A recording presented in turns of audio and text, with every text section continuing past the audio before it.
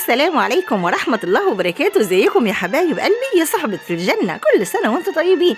يلا هنكمل تنظيفات رمضان، وان شاء الله النهاردة هنطلع على الصالة بره وهننضف ونرتب، وهتشوفوا حاجات كتير معايا. هتعرفوا ان انا بقالي فترة ما نضفتش، لكن النهاردة مع الفيديو ده يلا نشاط، يلا تشجيع، يلا همة هتخلي بيتك بيلمع وزي الفل وريحته قمر القمر. يلا ادخلي بايديك اليمين، حط اللايك بايديك اليمين، واشتركي لو اول مرة تشوفيني، ولو تقعدي كام دقيقة في الفيديو يبقى كتر ألف خيرك. ويلا بينا نسمي الله ونصلي على الرسول عليه أفضل الصلاة والسلام. يلا بدأنا، طلعنا من المطبخ وهنبتدي بقى مع الشقة من بره حبة حبة، علشان حبيبة قلب هنا كانت بتسألني عن الروتينات التنظيف بره المطبخ، وأديني أهو بدأتها يا قلبي. وهتعرفي يا حبيبة معايا وكل إخواتي اللي أكيد من جواهم بيسألوا ليه هنا من بعد ما رجعت مش بتعمل روتينات تنظيفات، وليه بس المطبخ وتفريزات وتجهيزات لرمضان وتنظيفات رمضان في المطبخ. لان بصراحه فعلا هتشوفوا معايا النهارده اول مره هتشوفوا الروتين بتاعي بالطريقه دي، لان انا فعلا بقالي فتره طويله جدا انا ما عملتش روتين عميق جدا للبيت من جوه ومن بره بالطريقه اللي انتم متعودين معايا عليها، لاني فعلا كنت تعبانه. او الحمد لله انا بحاول على قد ما اقدر اكون معاكم كده واتشجع بيكم. لو انتوا بتشجعوا معايا انا كمان بتشجع معاكم يا حبايب هنا. ربنا يديمكم نعمة ويخليكم ليا. بدأت بالصلاة ان شاء الله. الاول نزلت كل التراب اللي على الحيطان، ومسحت طبعا الحيطان بشويه من برسيل الجل، ومعاهم حبه من الميه وشويه من كوركس الالوان، ولمعت الحيطان زي ما انتم شايفين وبقيت زي الفل. وهنبتدي طبعا الفرش ده يا بنات. انا كنت فرشاه مع بدايه الشتاء، والله مش عارفه اقول لكم ايه، انا مش بخبي عنكم اي حاجه ابدا ابدا ابدا، ولا بتجمل ولا بزوق البيت ولا بعمل اي حاجه. يمكن من بدايه الشتاء وانا حاطه السجاد بغسل الحفاظات وارجع افرشها، لكن ما شلتش الفرش من مكانه وكنست ونضفت تحته بصراحه، لاني ما كنتش قادره نهائيا اعمل حاجه زي كده. هتشوفوا بقى دلوقتي انا ويارا مع بعض كده ان شاء الله اللي هنقدر عليها نعمله، وهتشوفوا الفيديو بتاعنا ماشي ازاي، والدنيا باذن الله هتظبط. ورحيم كمان بيساعد معانا الحمد لله على كل حال. لما بتبداي كده وبتسمي الله وتستعيني بالله كده وتقولي يا رب قويني يا رب عيني، بتكوني طبعا قبل ما تنامي في اليوم ده اللي انت ناويه تعملي فيه روتين تقولي سبحان الله 33 والحمد لله 33 والله اكبر 34، ربنا بيديكوا قوه خادم. فبدأنا كده وسمينا الله وبدأنا. فانا السجاد انا ما كنتش شلته من بدايه ما حطيته. انا حاطه طبعا سجادتين الوانهم مختلفه، لكن على قد ما قدرت موحده لون الحافظات والدنيا بتمشي يا بنات. فبدأت اشيل السجاد، وبدأت أشيل بقى طبعا الحاجات اللي هي الفرش اللي على الكنب. شوفوا تحته عامل ازاي. الحمد لله على كل حال يا بنات. بيجي علينا أوقات غصب عننا بنكون مش قادرين نعمل الحاجة، بس ربنا وحده هو اللي بيكون عالم، وبعد كده بتبقى فترة وبتعدي.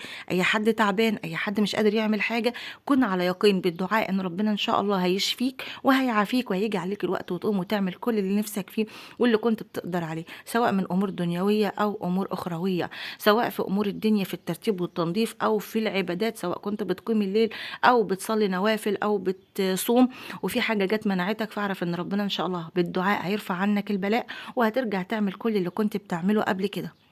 وبالعكس لما بترجع بعد البلاء بترجع بنشاط وهمه وحماس اكتر. حاجه لما تتحرم منها بتعرف قيمتها. اسالوني انا. فما شاء الله شوفوا السجاد على فكره نضيف وزي الفل زي ما انتم شايفين. احنا كنا غاسلينه قبل ما نفرشه، بس شوفوا ما شاء الله السجاد زي الفل. الحفظات دي يا بنات ما شاء الله تبارك الله نعمه نعمه نعمه. يعني ما شاء الله انا بشيل الحفظه بغسلها في الغساله، لكن السجاده ما شاء الله زي الفل زي ما هي. لكن طبعا ما كنتش بقدر اجر الكنب علشان لازم اشيل السجاد واشيل الدنيا كلها. فشوفوا بقى تحت الكنب انا قربت لكم الكاميرا علشان اتكسف منكم اكتر واكتر واكتر، علشان تقولوا يا هنا ايه اللي جرالك وايه ده وانت كنت فين وعشان كده كنت غايبه عننا. الحمد لله اللهم لك الحمد. نعمه وفضل من عند ربنا اللي انا فيه. انا الحمد لله ربنا انعم عليا. مش زي الاول ومش بطاقه الاول، لكن والله الحمد لله عندي بركه. الحمد لله اللهم لك الحمد. اللهم ديمها عليا نعمة يا رب العالمين. أنا راضية يا رب بكل حاجة، واللي أنا فيه دلوقتي رضا ونعمة وفضل من الله. هبتدي بقى اكنس كل التراب اللي انتوا شايفينه ده، وهنظبط وهتشوفوا الصلاة بقى حاجة تانية خالص. خليكي معايا وانت تتحمسي وتتنغنشي وتتنعنشي، وان شاء الله تقومي تخلصي كل اللي وراك، لان اكيد بيتك ما وصلش للمرحلة دي، فهيكون تسهيل يعني تنظيفه عندك اسهل طبعا مني اكتر بكتير. يلا واحنا بنعمل كده بنقول ايه؟ بنقول اللهم آتنا في الدنيا حسنة وفي الآخرة حسنة وقنا عذاب النار. رب اشرح لي صدري ويسر لي أمري وأحلل عقدة من لساني يفقهه قولي. أستغفر الله الذي لا إله إلا هو الحي القيوم وأتوب إليك. لا إله إلا أنت سبحانك إني كنت من الظالمين. الله الله ربي لا أشرك به شيئا. لا إله إلا أنت سبحانك إني كنت من الظالمين. سبحان الله وبحمده عدد خلقه ورضا نفسه وزنة عرشه ومداد كلماته. اللهم يا حي يا قيوم برحمتك أستغيث أصلح لي شأني كله ولا تكلني إلى نفسي طرفة عين. اللهم إني أسألك من فضلك ورحمتك فإنه لا يملكها إلا أنت. اللهم إني أسألك من فضلك ورحمتك فإنه لا يملكها إلا أنت. بحاول والله يا أم محمود بحاول على قد ما أقدر إن أنا في الأداء أكون بطيئة جدا. بالله عليك لو أنت شايفة إن كده بقى كويس قولي لي برضو، عرفيني في التعليقات إن أنت كده الحمد لله حاسة إن هو أحسن وبتقدري تقولي معانا إن شاء الله يا حبيبتي بإذن الله. ربنا يأجرنا جميعا. يلا دخلنا على الكنبه اللي بعدها وشوفوا ما شاء الله بمقشه الجاروف طبعا، بس مقشه نظيفه، كان جاروف مكسور عندي والمقشه بتاعته نظيفه، فما شاء الله دي مخلياها للتنظيفات اللي انتوا شايفينها. شوفوا ما شاء الله تبارك الله، خلت الكنبه زي الفل لان بتطلع اي حاجه على الوبره بتاعه القطيفه بتاعتها، وشوفوا خلتها نظيفه وزي الفل. يلا هنجر، يلا هنظبط. وبصراحه يعني شيل الكنب وحطه تاني مكانه. ربنا يبارك في بابانا وعبد الله، هم اللي شالوهم ورجعهم. كل ما نعوز نشيل انا ويارا ننده لهم هم يشيلوها. فالحمد لله اللهم لك الحمد. ربنا كان مدينا بركه ان هم كانوا موجودين في البيت، وربنا جعلهم سبب لو في حاجه تقيله عليا انا وروري هم كانوا بيشيلوا عننا. الحمد لله على كل حال يا بنات. اللهم ارزقني واياكم البركه، واللهم عافيني واياكم من اي ابتلاء، اللهم امين يا رب. واشد ابتلاء الصحه. الحمد لله على كل حال. ربنا يعيننا ويقوينا جميعا يا رب العالمين. يلا بقى ندعي لينا ولجميع المسلمين الأحياء منهم والميتين، لعل وعسى يكون في حد إلى الله أقرب مننا كده ودعوته تستجاب ويأمن علينا. اللهم بارك في عمر أمي هي وجميع أمهات المسلمين، وارحم أبويا واغفر له وجميع أموات المسلمين. اللهم اشف مرضانا ومرضى المسلمين، وارحم موتانا وموتى المسلمين. اللهم أمين يا رب العالمين. اللهم ارزق كل مشتاق الذريه الصالحه يا ارحم الراحمين. ام محمد حبيبتي من السعوديه وردينا وخلود كمان دلوقتي هندعي لها معانا. حساب جديد معانا هندعي لخلود بنتها، ربنا يا رب يرزقها ذريه عاجلا غير اجل. اللهم امين يا رب العالمين. اللهم من كل من امني دعوه ونسيت اللهم اعطيه سؤله يا رب العالمين.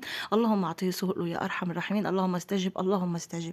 اللهم فك كرب كل مكروب وسد دين كل مديون يا رب العباد.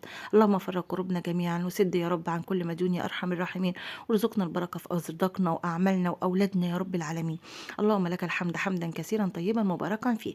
يلا لمعنا بقى ونضفنا وشوفوا التلميع والنظافه يا بنات، وتحسوا ان الجو كان مساعدني وربنا كانه بيقول لي انا معاكي، يعني الحمد لله بركتي هتبقى معاكي. اليوم كانه كان يوم صيف، كنت فاتحه البلكونه والجو جميل والارض نشفت بسرعه والحمد لله. شوفوا اللمعه كمان في الارض جميله. كنت حاسه احساس جميل قوي يا بنات. كان بقالي فتره، طبعا انتوا عارفين طبعي واللي متابعني في القناه عارف ان انا بالرغم ان انا بشتغل وما شاء الله ربنا رازقني بالاولاد، ربنا يعيني ويقويني عليهم، لكن كنت معاكم الروتينات دي على طول بعملها. فلما يجي عليا فتره طويله ما اعملهاش كانت صعبه على نفسيتي جدا. لكن لما حسيت ان انا قمت وعملتها كنت حاسه كده بنشاط وحيويه. وبص كده لكل حاجه، بص للحيطان الاقيها نضفت، الله انا مبسوطه. كنت كل ما ابص الحيطه عليها القلم رحيم مشخبط عليها بالقلم اقول يا الله عايزه اقوم اغسل، بس حتى الحته اللي فيها القلم دي مش قادره اعمل كده، فكنت ببقى من جوايا زعلانه. يلا غيرنا نظام. مين الشاطره اللي هتقول انا شلت ايه من الصاله؟ الصاله كان فيها حاجه دي من ضمن برضو الحاجات اللي هتعرفوها. لما كنت تعبانه الحاجة دي كانت بتبقى محتاجة تنظيف وان احنا نجرها ونرجع ننظف تحتها ونمسح تحتها، فانا بصراحة نزلتها في الشقة اللي تحت. مين هيعرف ايه اللي كان موجود هنا ونزلناه في الشقة اللي تحت؟ الشطورة الشاطرة القروبة اللي كانت معايا من الاول هتعرف احنا شلنا ايه من الصالة ونزلناه في الشقة اللي تحت، والصالة وسعت كده وبقت ايه اسهل في التنظيف. طبعا انا شلت السجادتين وخليت سجادة واحدة بالعرض، كنت حاطة 2 بالطول فخليت واحدة بالعرض عشان يبقى سهل عليا بقى التنظيفات وارجع تاني زي الاول اعمل تنظيفات دورية كده، وكل يوم بقى ننضف ويبقى عندنا روتينات على طول باذن الله. يبقى احنا كده خلصنا تقريبا، المطبخ خلص، الصاله ما شاء الله اللهم بارك بقت زي الفل زي ما انتم شايفين، الحيطان والارضيه وكل حاجه والكنب وكل حاجه. باقي اوضتي طبعا وباقي باقي اوض الولاد اوضتي طبعا مش بصورها. فباقي اوضه عبد الله ربنا يبارك له عشان عبد الرحمن، ربنا يصلح حاله ويحميه ويحفظه في غربته يا رب، هو وجميع اولاد المسلمين يا رب. واوض الصغيرين، اوضه الصغيرين دي ان شاء الله هناخدها مع بعض، ما فيهاش اصلا حاجه فرش كتير، هي الحمد لله الدور اللي فوق انا زي ما انتم متعودين معايا مش حاطه فرش كتير علشان يسهل عليا التنظيف. فشوفوا الصاله بقت عامله ازاي، اللهم بارك، فله فله فله. مش بالامكانيات ولا بالفرش يا بنات، بالنظافه، بالنظافه والترتيب. يعني يبقى عندك كنبتين وسجاده وبيتك نظيف وريحته نظيفه وما فيهوش تراب ونظيف، ده انت ملكت الدنيا وما فيها. اوعي تفتكري ان لازم يكون عندي عفش كتير ولازم يكون الريسبشن قطعتين ولازم يكون في كذا ولازم يكون في كذا، ابدا ابدا ابدا. بالعفش القليل وبالترتيب والتنظيم انت حياتك هتبقى جميله. والاهم من كل دول ان يكون عندك رضا، الرضا الرضا الرضا. اللهم ارزقنا جميعا رضاك يا ارحم الراحمين. اللهم ارزقنا رضاك والجنه ونعوذ بك من سخطك والنار. اللهم امين يا رب العالمين. شوف الدنيا زي الفل ازاي يا بنات، اللهم لك الحمد. والحافظه دي طبعا غسلتها وغسلت التانية ونشرتها على البلكونه لانها بتتعمل بسرعه، يعني الحمد لله بتتغسل في الغساله بسرعه وبتنشف بسرعه. الحمد لله كان اليوم ده فيه شمس فربنا كرمني. وكمان سبحان الله كأن ربنا بيعني، كأن بيقول لي خلاص يلا بقى كفايه عليكي بقى، احنا عارفيناكي ان شاء الله من الابتلاء شويه، وقومي يلا بقى وشدي حيلك واعملي اللي كان نفسك فيه. يلا عم تعملي ايه تاني يا هنا، ما انت خلصتي المطبخ. لا ما هو الفيديو ده انا كنت مصوراه قبل ده وقلت لكم عليه، فحبيت ان انا اضمه مع الفيديو ده عشان تشوفوه. البراد ده والله انتوا كنتوا بتشوفوا معايا في الفيديوهات كان سلستيل بيلمع وجميل وقمر وبحته سلكه كده الف بس عليه يبقى بيضوي كده وايه، وابقى خايفه كمان يعكس الصوره بتاعتي. عبد الله ابني ربنا يصلح حاله للمره التانية على التوالي، ده تاني براد يحرقه لي بالمنظر اللي انتوا شايفينه ده. بيكون بيعمل اندومي وانا طبعا بكون نايمه بالليل وهو بيعمل الحاجات دي متاخر بالليل بقى وسهران مع نفسه كده. فشكله والله اعلم نسي الميه بتغلي فيه، اكيد طبعا اكيد. انا قمت الصبح دخلت المطبخ كالعاده يا بنات اعمل فنجان القهوه، ما لقيتش غير البراد في وشي بهذا المنظر. لا اله الا انت سبحانك اني كنت من الظالمين.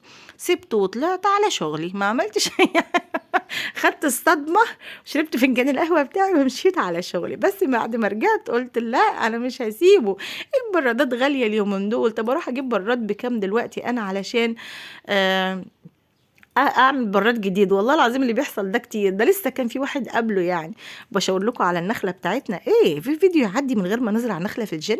النخلات يا امراء، سبحان الله وبحمده سبحان الله العظيم، سبحان الله وبحمده سبحان الله العظيم، سبحان الله وبحمده سبحان الله العظيم. جبت بقى الحله الستيل بتاعتي، حطيت فيها معلقه من الكربوناتو ومعلقه من ملح الليمون. تمام، شوف الفوران بقى، شوف الفوران والحاجات القمر دي. وكمان شويه من الخل يا بنات. وشوفوا هنحط ايه تاني كمان معانا، حاجات موجودة عندك في البيت ان شاء الله. حتة بس صغنططة من اللهلوبة، قبل كده كنت عملتها من غيرها بس ما ده موجودة عندي قلت اما احط حتة كمان. فشوفوا ما شاء الله الفوران لما اتحطت، الفوران ده بقى هننزل فيه البراد، وهتشوفوا بقى دلوقتي البراد هيعمل ايه، هينضف ازاي. انا ساعتها كنت مسجلة صوت على الفيديو ده وبقول لكم ان احنا هنعيش التجربة مع بعض وهنشوف ايه اللي هيحصل. بس انا طبعا ضميته مع الفيديو ده علشان ما حبيتش انزله فيديو لوحده يعني، فقلت لا خلاص انزله مع الفيديو ترتيب الصلاة، يعني ايه يبقوا الاتنين مع بعض مرة واحدة. هنسيبهم بقى ياخدوا ويدوا كده بشكل ودي زي ما بنقول، ونشوف بقى دنيتنا حوالينا نعمل اي حاجه نقضي مصلحه. وهم هيغلوا بقى مع بعضهم، حطيت البراد وحطيت الغطا وسبتهم بقى شويه كده يغلوا كده. وهم بيغلوا انا واقفه عماله اقول سبحان الله والحمد لله لا اله الا الله الله اكبر لا حول ولا قوه الا بالله لا اله الا الله.